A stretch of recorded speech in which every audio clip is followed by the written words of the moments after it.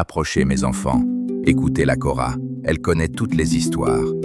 Ce soir, je vais vous conter l'histoire de l'hyène et les chèvres de la vieille femme.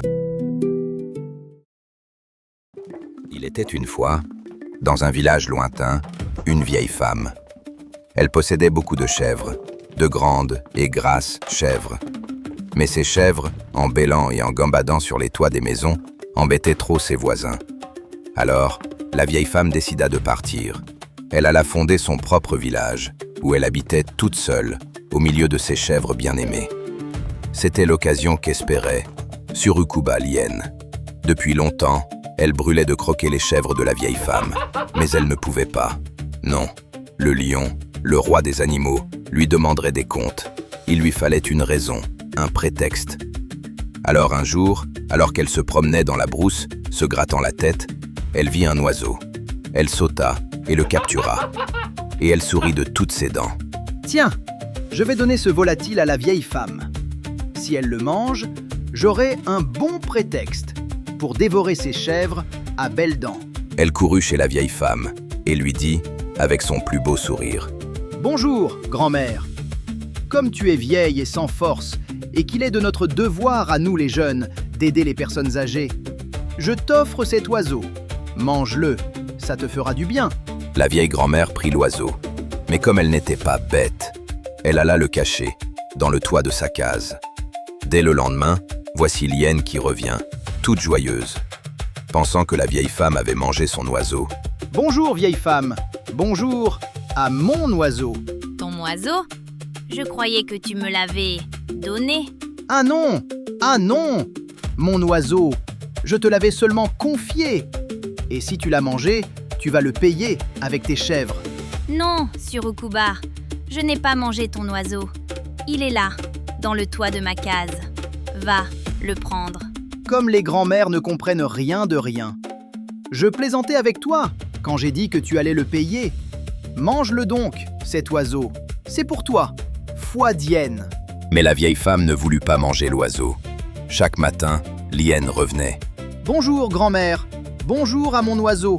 Et quand la vieille lui disait de le reprendre, l'hyène refusait et s'en allait.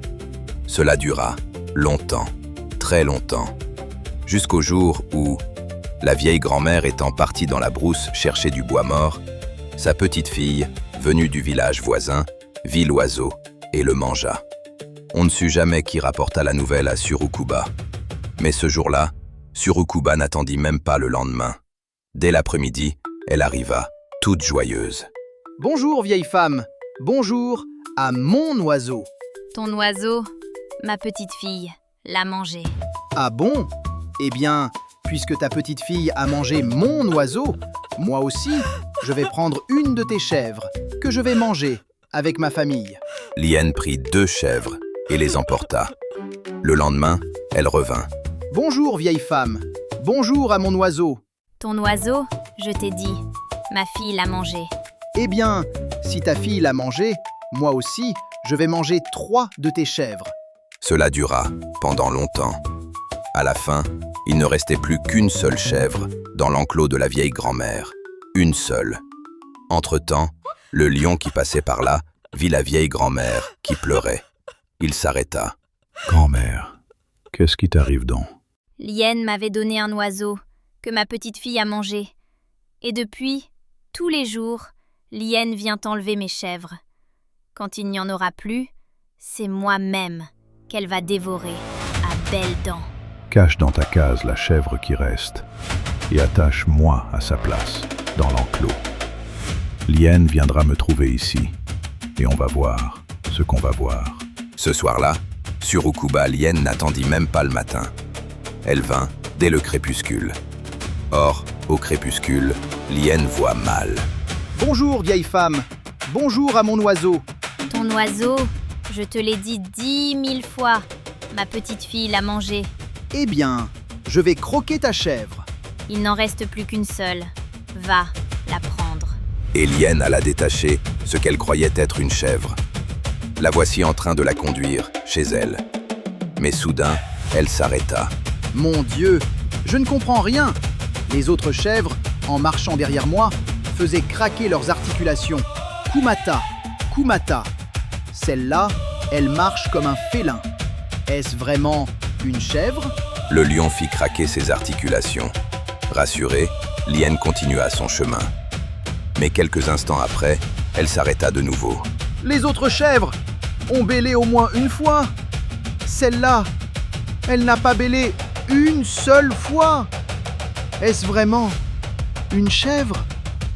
Le lion essaya de bêler, mais ce fut un grand rugissement qui lui échappa. Et Lien se sauva, à toutes pattes. Mais le lion ne la laissa pas s'en tirer à si bon compte. Il la poursuivit, l'attrapa et lui asséna un grand coup de patte sur son arrière-train. Il le fit et le refit plusieurs fois, si bien que Surukuba Lien en garda l'arrière-train bas, tout bas, toujours bas, même de nos jours encore. La prochaine fois que vous verrez une hyène marcher, regardez bien son arrière-train. Et souvenez-vous, celui qui creuse une fosse pour les autres finit toujours par y tomber lui-même.